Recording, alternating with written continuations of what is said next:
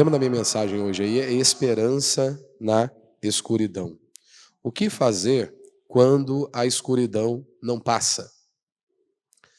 Todos nós estamos sujeitos a passar por um longo período, ou se não, até mesmo toda a vida, em meio a angústias e aflições. O grande problema é que nós não gostamos muito disso. Nós sempre estamos em busca de um final feliz. Nós buscamos histórias assim, né? Você vai assistir um filme que você já busca e deseja que aquele filme tenha um final feliz, que tenha um desfecho de alegria. Fomos treinados a isso, né? Adoramos apenas essas coisas, né? Se não há um final feliz, nós já ficamos abatidos, angustiados, né? Ficamos tristes, até mesmo com uma história que nós sequer participamos dela. Só que isso também tem tudo a ver comigo e com você, porque pense bem, né? Quantas vezes talvez você já se sentiu abandonado por Deus, aonde parece que Deus não está te escutando, aonde parece que Deus não está ouvindo a sua voz ou não está ouvindo a sua oração. E parece que você se intensifica em suas orações, aonde você busca o Senhor ainda mais, com ainda mais intensidade, com um clamor, com joelhos dobrados, lágrimas sendo derramadas, e parece que mesmo assim continua tudo igual. Parece que Deus está distante. Parece que Deus não está estendendo a mão dele sobre nós. O Salmo 88, ele é o retrato exatamente desta alma crua, né? Que está ali completamente aflita, em angústia, né? Totalmente angustiada. É o único salmo que termina sem uma nota aí, talvez de esperança visível. Ao lermos os salmos, você vai perceber isso. Parece que, né, diferente dos demais salmos, ou pelo menos da maioria dos salmos, este Salmo 88 ele não termina com um desfecho feliz ali, ou desta ousadia, né, aparente ali, que seja algo tão notável de dizermos, nossa, mesmo diante dos problemas, terminou com um desfecho feliz, né? Não, o salmista aqui ele vai iniciar o salmo profundamente angustiado, né? Mas ele inicia orando, buscando ao Senhor, mas ele rasga o coração diante de Deus e expressa ali toda a sua angústia e toda a sua aflição, e ele termina o salmo ainda com essa perspectiva. É muito angustiado, muito aflito, né? Então Deus colocou este salmo aqui na palavra dele, na Bíblia, para que eu e você também possamos nos lembrar que até a dor, até em meio às dores, angústias e aflições, mesmo que elas não tenham respostas, Deus é glorificado. Deus é exaltado. Porque nós queremos a todo instante respostas, né?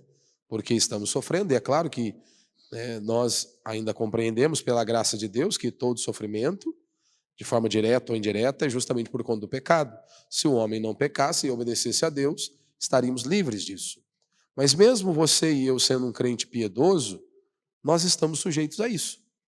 Alguns podem sofrer menos, outros podem passar uma vida inteira sofrendo, e é claro, passarão uma vida inteira em meio a muitos conflitos, angústias, né, e aflições, mas precisamos nos lembrar de que até a dor sem resposta pode glorificar a Deus, e eu e você devemos aprender a confiar nele a todo instante, né, a esperar nele, assim como o salmista vai dizer aqui. Então vamos ler aí o Salmo. O título diz, né, súplica pelo livramento de morte. Né, cântico, Salmo dos filhos de Corá, ao regente do coro, adaptado, né, por Maalat, Leanote, né? Basicamente, quem escreveu foi Emã, Esraíta, né? E aí daqui a pouco eu falo um pouquinho quem foi esse homem. Porque pela estrutura do Salmo, pode ser que algumas pessoas deduzam, ele era um pecador miserável. O cara, de certo, ele aprontou todas aí, por isso que ele estava sofrendo, por isso que Deus não estava o ouvindo. E assim, tudo dá a entender que era um homem piedoso, né, do tempo, na época de Davi, talvez um dos pioneiros ali, levando o povo de Deus a adorar a Deus, celebrar ao Senhor e buscar ao Senhor, né? Então vamos aí meditar no Salmo, de forma bem breve aí. Ó Senhor, Deus da minha salvação, dia e noite clamo a Ti, que a minha oração chegue à Tua presença, Incline os ouvidos ao meu clamor, porque a minha alma está cheia de angústia, e a minha vida se aproxima da morte. Já sou contado entre os que descem a cova.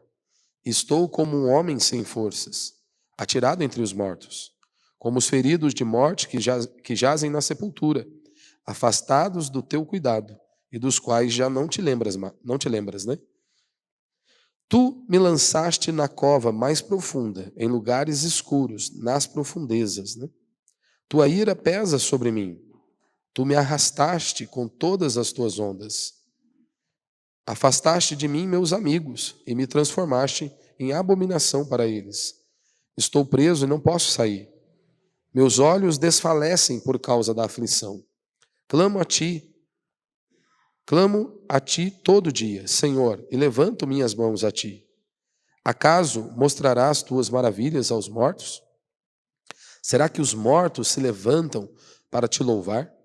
E aí, toda vez que você tem esse interlúdio, né, o selá, a ideia era uma pausa que se fazia na leitura do Salmo para levar o povo à reflexão sobre aquilo que acabou de ser dito, né? Então era um salmo didático, de instrução ali também. E aí, então, quando há essas pausas, era justamente para que o povo de Deus, quando estivessem reunidos, pudessem pensar naquilo que acabou de ser anunciado, né? Então ele levanta essas indagações e leva o povo a meditar, né? Teu amor será anunciado na sepultura, ou a tua fidelidade no abismo? Tuas maravilhas serão conhecidas nas trevas e a tua justiça na terra do esquecimento? Eu, porém, Senhor, clamo a ti. De madrugada, minha oração chega à tua presença. Então você consegue perceber que neste salmo, mesmo em meio a uma linguagem tão pesada, tão difícil, né, tão dolorida, você vê ali uma aflição gigantesca no coração do salmista, né, pela oração do salmista aqui, e mesmo assim ele não deixa de orar a Deus, ele não deixa de clamar ao Senhor, ele não deixa de levantar a sua oração a Deus. Verso 14. Por que me rejeitas, Senhor? Por que escondes de mim a tua face? Desde jovem estou em aflição e à beira da morte. Sob os teus terrores fiquei desorientado. Teu furor ardente tem passado sobre mim, teus terrores me arrasaram. Todos os dias me rodeiam como águas, cercam-me completamente. E mais uma vez ele termina, né? Afastaste de mim amigos e companheiros, meus conhecidos me deixaram em trevas, né? Você vê que é um salmo bem pesado, né? Bem pesado. E que nos leva a essa meditação, né? Eu quero destacar alguns pontos apenas com você. Mas veja, se nós tivéssemos a possibilidade de escolher, né, em assistir um filme, provavelmente nós optaríamos por um filme com um final feliz, né? Alguns choram, né? Principalmente as mulheres às vezes, né? Mas há alguns homens também que choram bastante, né? Nem terminou, já está chorando. Mas, via de regra, nós buscamos isso, né? Sempre estamos em busca de um final feliz, que tudo dê certo, que nós não enfrentemos nenhum problema, que nós não enfrentemos nenhuma dificuldade, nenhuma aflição, nenhuma dor. Inúmeros comentaristas, quando eles vão falar sobre o Salmo 88, eles vão dizer, olha, não há outra oração, não há nenhuma oração triste no saltério como esta, onde revela essa profunda dor, essa profunda angústia e aflição que o salmista está vivendo. Talvez seja uma das orações mais sombrias aqui no livro de Salmos. E os comentaristas são meio que unânimes com relação a essa posição. Não tem como negar um salmo tão difícil, tão pesado, se assim nós podemos dizer. E mesmo assim, mesmo com um salmo sem um final feliz, aparentemente, será se nós temos alguma coisa para aprender com este salmo? E eu creio que sim, porque se Deus colocou ele em sua palavra, é claro que mesmo aparentemente sem nenhuma resposta, e aparentemente ainda diante de todo sofrimento, diante de toda angústia, diante de toda aflição, é claro que eu e você, nós podemos aprender.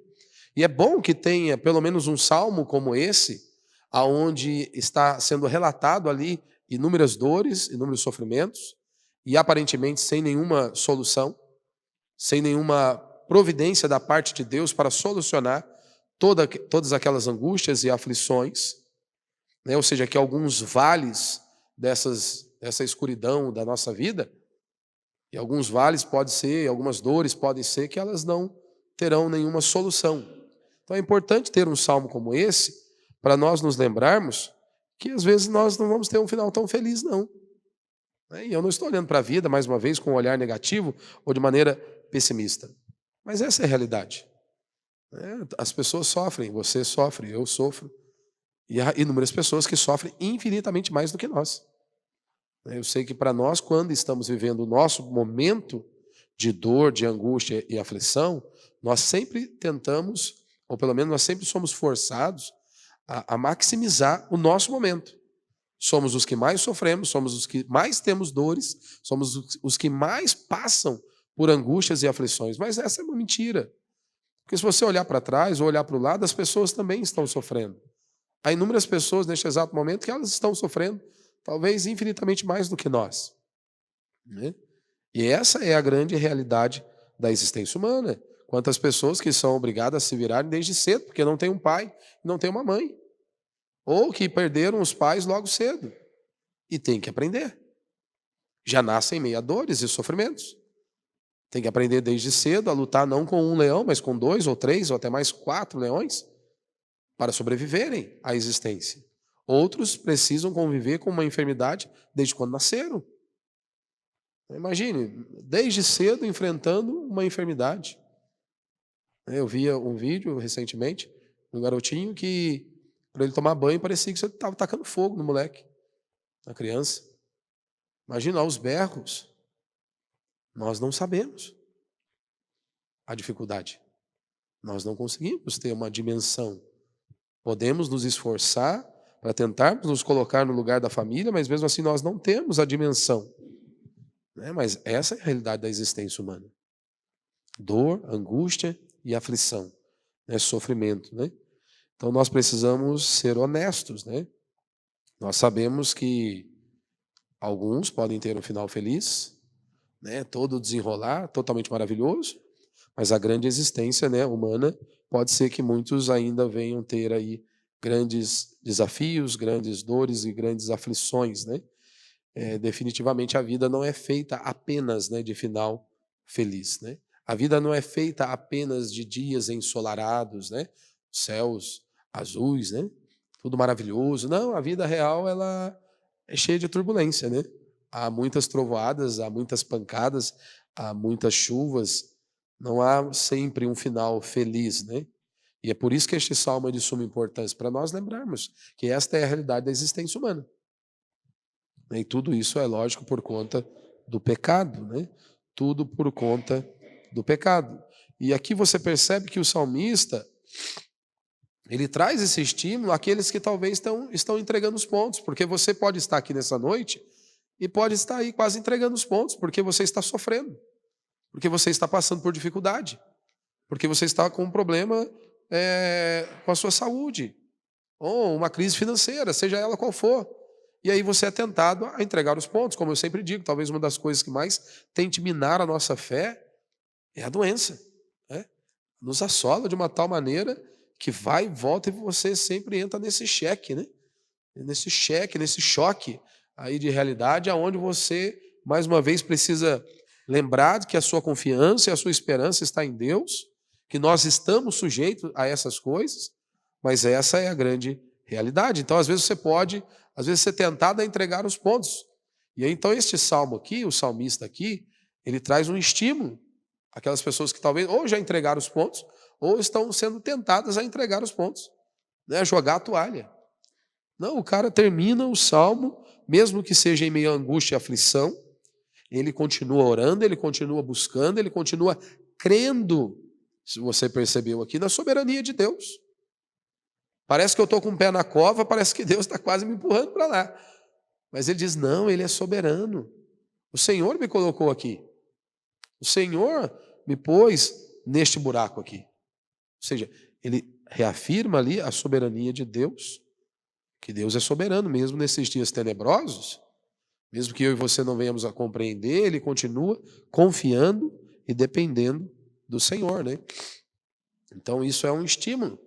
Para nós, mais uma vez, reafirmarmos a nossa fé, ajustarmos a rota mais uma vez, né? Reajustar aí, não é isso que o GPS fala, né? Quando você desvia um pouquinho da rota, reajustando, né? Procurando o caminho de novo.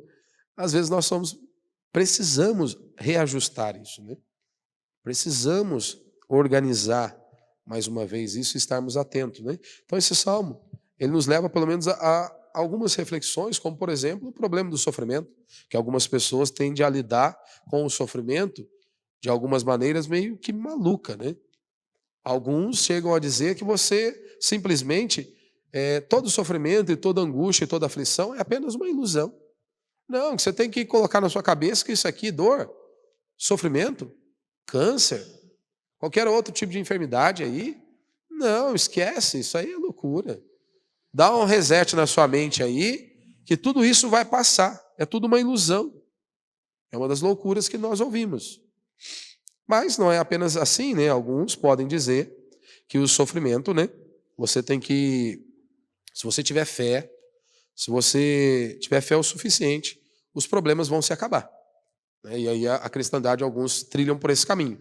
Não, desde que eu tenha fé em Deus, desde que eu confie em Deus, né? Que eu dependa mais dele, nenhum sofrimento vai prevalecer na minha vida. Ou seja, então, se eu olhar alguém sofrendo, se eu ver alguém ali passando por tribulações, se você vê alguém atribulado, angustiado, aflito, né? Ou seja, o cara está passando por inúmeras provações nesta vida, o problema é que talvez o indivíduo não esteja confiando em Deus, ele não esteja dependendo de Deus, né, a todo instante, ou seja, a fé dele não é suficiente. Não, você tem que ter fé o suficiente que os problemas vão acabar. Eles se acabarão, né? Você não vai ter mais nenhuma dor, nenhuma aflição. Esse é um engano. É um engano. É um engano, né? Se nós olharmos para a Escritura, nós vamos ver que é um engano. Uma outra perspectiva com relação ao sofrimento são aqueles que dizem que o crente ele nunca vai ficar sem resposta e o seu sofrimento, né, sem algum remédio. Não, o crente genuíno, olha, o sofrimento dele não vai ficar sem resposta e ele também não vai ficar sem remédio. Será? Será? Como é que foi com Jó? Jó teve bastante dores, teve algumas indagações no meio do caminho, né, bastante indagação. Será assim mesmo confiando em Deus? Né, um crente nunca ficará sem resposta? Será que nós vamos ter todas as respostas? Jó teve todas as respostas? De todas aquelas indagações, o que Deus disse para ele apenas? Rapaz, quem que você pensa que você é? Quem você está pensando que você é, Jó? Se coloca no seu lugar. Presta atenção, você está achando que eu sou quem? Foi basicamente isso que Deus disse para Jó.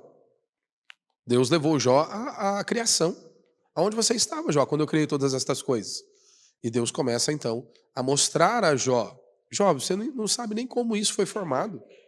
Você não sabe nem como eu criei todas estas coisas. Você acha mesmo que você tem um domínio de alguma coisa, que você entende de alguma coisa? Do ponto de vista que nós queremos resposta a todo instante, Jó não teve. Passou por grandes problemas, por grandes aflições. Talvez uma outra quarta vertente aí seria simplesmente que não há resposta, né? Não há resposta para os sofrimentos, né? E a resposta é você perceber que não há resposta para o sofrimento, né? Que é também uma loucura, né? Basta que você tenha coragem e enfrente o sofrimento, né? Que é uma doidice também. Não há resposta. Você precisa apenas ter coragem para enfrentar o sofrimento. Mas não é esse o caminho que o salmista nos mostra aqui no Salmo 88. Não, ele mostra que mesmo em meio à dor mais profunda, Deus pode ser glorificado. Deus é exaltado. E ele não precisa nos dar uma resposta simplesmente porque nós estamos querendo. Ele continua sendo Deus, ele continua sendo o Senhor, é ele quem dita as regras, é ele quem dá as ordens, nós apenas submetemos, assim como um filho. Ele simplesmente obedece à voz de comando do pai, porque ele acredita que o pai quer o melhor a ele. Nós também, como filhos de Deus, nós simplesmente obedecemos ao nosso Deus e confiamos nele. Porque se você for confiar só no momento que você entende, fica meio complicado, né? Porque tem algumas coisas que não vão ser reveladas aqui para nós. E aí, como é que funciona? Ou nós confiamos que ele está no controle, né, e que ele há de ser exaltado e glorificado por meio das nossas vidas, ou nós teremos um problema. Veja que o salmista, ele repete a sua oração inúmeras vezes, né? Ele enfatiza isso, né? O seu clamor diante de Deus. Inúmeras vezes ele está aqui reafirmando esta verdade, que ele não esmoreceu em sua oração, que ele não jogou a toalha, mesmo que as dores estavam aumentando. Porque você vê que ele vai a cada momento citando uma dor um pouco mais profunda, uma angústia, uma aflição ainda maior. E mesmo neste avanço, ele continua também avançando em suas orações. Então veja, aí nós podemos dizer, mas talvez o cara era um pecador mesmo, né? Pecador todos nós somos. Mas era alguém que provavelmente ali, um dos pioneiros, né, na época de Davi, para conduzir o coral ali, um dos pioneiros, ou seja, alguém que fazia parte do coral ali no templo, ou seja, que conduzia o povo, que ajudava o povo a adorar a Deus, né, ou seja, estava ali juntamente na época de Davi, juntamente com Davi, e provavelmente talvez um dos pilares ali para formar esse coral, né, para ajudar o povo a celebrar ao Senhor.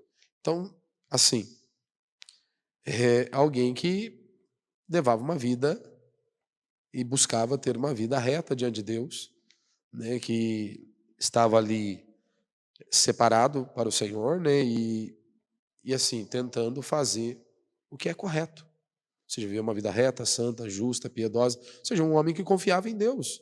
Uma pessoa que dependia de Deus. Uma pessoa que adorava a Deus, uma pessoa que amava o Senhor e amava o povo dele. E mesmo assim, estava passando por inúmeras aflições, angústias, né, dores e sofrimento. Então ele rasga o seu coração, né? Então nós vemos aqui que primeiro, né, o clamor que insiste mesmo no silêncio, porque aparentemente Deus não responde a ele. Aqui nós não vemos nenhuma resposta. E no verso 1 e no verso 2, ele continua orando, ele inicia o salmo orando, mesmo em meio a tantas angústias e aflições, ele ora, ele rasga o seu coração diante do Senhor inúmeras vezes, mesmo sem ter nenhuma resposta, mesmo no silêncio, ele está ali buscando o Senhor. Será se eu e você, nós conseguimos ter essa mesma tônica, essa mesma ênfase, né? Quando aparentemente nós não estamos tendo resposta? Porque sabe qual que é o problema? Às vezes nós nem estamos orando e nós queremos que Deus responda. Já começa aqui. A gente não ora, não busca a Deus, quando tudo dá errado, a gente fica bravo com Deus. A gente leva uma vida mais ou menos, quer servir a Deus mais ou menos, e esquece de Deus a todo instante. Aí quando o calo aperta, queremos ficar bravo com Ele. Queremos levantar contra o nosso Deus, né? E aqui nós vemos que Emã, ele continua orando mesmo sem resposta. Isso aqui não é fraqueza. Não, não é. Porque alguns podem dizer que é fraqueza, né? Não, isso aqui é uma fé madura. Eu não preciso ver. Eu não preciso sentir nada. Você está nesse nível ainda? Você precisa sentir alguma coisa? Você precisa ver alguma coisa? Para então entender que Deus está no controle? É tipo meio que Tomé? Tem que ver para crer? Isso aqui não é fraqueza. Mesmo em meio às dores, angústias e aflições, que eram grandes, ele continua orando. Isso aqui não é fraqueza, é uma fé madura, né? Ou seja, a fé verdadeira, ela persevera mesmo quando os céus parecem fechados. Porque quando tudo tá fluindo, meu irmão, fica fácil. Quando tudo tá bom, a conta bancária tá boa, a família tá tudo perfeito, tudo bonitinho, nenhum problema, aí fica fácil. Agora, a fé verdadeira, ela vai perseverar mesmo quando parece que tudo está, o céu está fechado para nós, parece que nada que a gente coloca a mão parece que dá certo, mas uma fé verdadeira, uma fé bíblica, ela vai perseverar. Ou seja, um cristão, ele vai perseverar, ele vai continuar ali buscando a Deus, né? Segundo ponto aqui, a dor que se aprofunda, né, sobre a soberania de Deus, né? Como ele descreve dos verso 3 até o verso 9, né?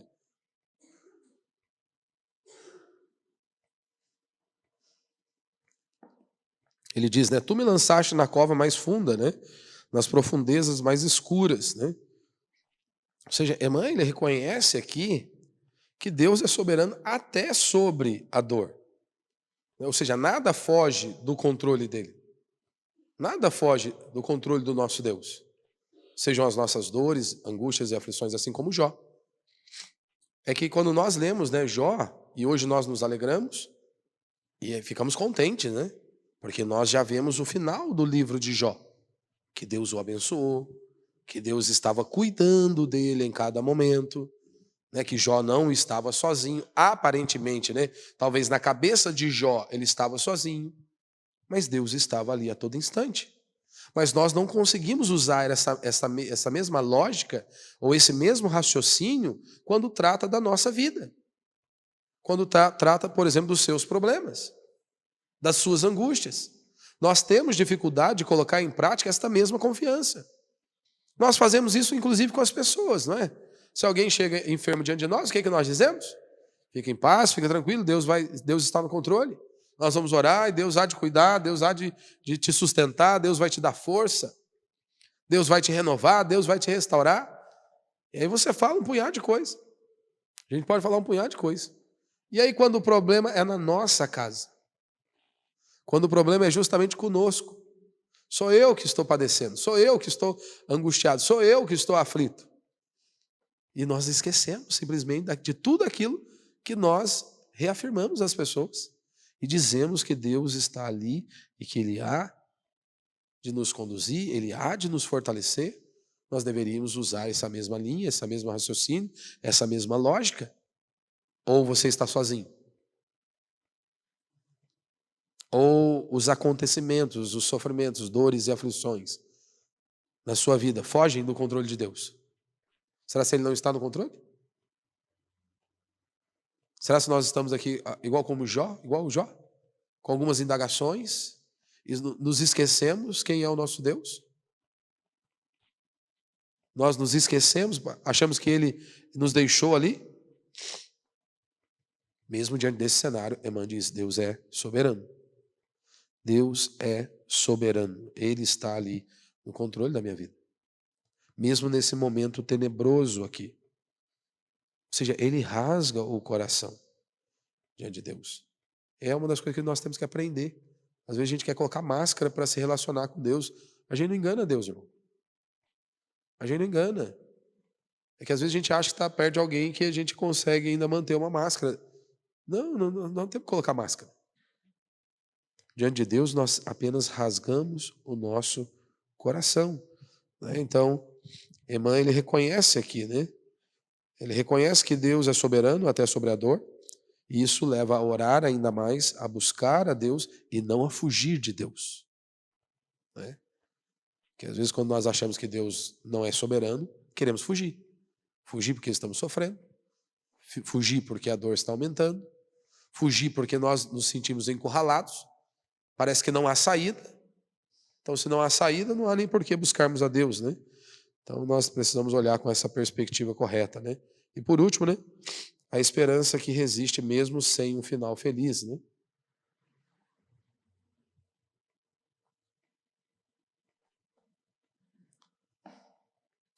Como ele diz no verso 18, né? Afastaste de mim amigos e companheiros, meus conhecidos, né? Me deixaram em trevas, né? A escuridão, algumas traduções, né? A escuridão é minha amiga mais chegada. A escuridão é minha amiga mais chegada, né? Quando você está passando por dores e sofrimentos, é angustiante. Sempre será. Sempre será. Né? E eu não estou aqui, em hipótese alguma, para diminuir a sua dor, a sua angústia ou a sua aflição. Mas nós fomos chamados a confiar em Deus a todo instante, né? Então, mesmo que essa aflição, e nós precisamos entender que essa aflição, ela pode ser recorrente. Tratando de nós seres humanos, você passa um período tranquilo, daqui a pouco parece que volta de novo o sofrimento, volta a dor, volta a angústia, volta a aflição. Aí você vai, mas um tempinho tranquilo, daqui a pouco parece que volta, parece que o mundo está virando, parece que a vida dá uns 360, né? Dá um cavalinho de pau, vira tudo de perna pro ar. E aí, faz parte? Faz parte da nossa existência. Esse salmo está aqui, mais uma vez, para nos lembrar que nem sempre haverá um final feliz no mundo caído, como o nosso. Pelo menos não na perspectiva do homem, né? Principalmente do homem moderno, que ele não pode sofrer, que ele não pode passar por dores e sofrimentos. Até mesmo os mais piedosos estão sujeitos a isso. Até os homens mais piedosos. Se você fizer uma busca, né, dos servos de Deus aí, de homens piedosos, né, mulheres piedosas, você vai ver que muitos deles sofreram horrores desde cedo. E viveram e conviveram com a dor por toda a existência. Mas nós, né, somos quase a última Coca-Cola do deserto, não podemos. Nós não podemos enfrentar essas angústias e aflições, né? Então a gente tem que tomar muito cuidado, né? Então essa história pode ser, inclusive, da nossa própria vida, né, da nossa própria existência. A história aqui de Emã, né, angústias e aflições, né? Então o salmo termina em trevas, mas ele termina com oração, com clamor. E é o que eu e você também precisamos fazer. Cristo terminou em trevas. Oh, mas ele venceu por todos nós. E é a ele que nós recorremos, é a ele que nós buscamos, né? Então você pode perceber que aqui, pelo menos 4 pontos de destaques, né? Que ele está centrado em Deus, né? Ele diz, olha, o Deus da minha salvação, no verso 1, o Senhor, Deus da minha salvação. Mesmo neste salmo aqui, extremamente tenebroso, em meio a essa escuridão, você tem esses feixes de luz, onde ele diz, Deus é a minha salvação. Você vê ali esse manifestar, né, o desejo em adorar a Deus. Ou seja, eu quero viver para adorar o Senhor, para louvar o Senhor. Ele faz esse contraponto, né? Será que os mortos vão te louvar? Não, eu quero estar aqui para exaltar o Senhor. Você tem ali uma teologia sólida, um conhecimento de Deus. Deus é soberano, mesmo na dor, mesmo na angústia, mesmo na aflição. E essa conexão, né, que nos remete a Cristo, saber que Ele venceu por nós. Ele venceu por mim e por você. Então, quando nós passarmos, né, por esses vales, que nós não venhamos nos desanimar. Seremos tentados, com certeza, a jogarmos a toalha, seremos tentados a abandonar tudo, porque diante do sofrimento, a primeira coisa que é empurrá-lo, que nós queremos jogar para o ralo, é Deus, é a fé. Né? E aí de Deus se você contribui financeiramente. Aí quem está perdido mesmo. Daí ele tinha que fazer e te tirar da dor de qualquer maneira. Não, mas diante da dor, ou quando a escuridão não passa, continue clamando a Deus. Continue confiando em Deus. Continue esperando em Deus. E mesmo que a dor não seja tirada, nós temos a certeza que Ele pode curar, Ele pode remover a dor, ou Ele pode nos capacitar e nos fortalecer a vencermos aquele momento, ou seja, a enfrentarmos aquele momento. Oramos para que Ele remova, mas também continuamos crendo que se Ele não remover, Ele há de nos fortalecer, para que nós possamos passar aquele momento. Não é que Deus nos dê essa graça e sabedoria também, para que eu e você, quando passarmos esses dias, nos lembremos. Deus está no controle da minha vida e Ele é soberano sobre tudo e sobre todos. Amém? Vamos ficar de pé, vamos orar a Deus.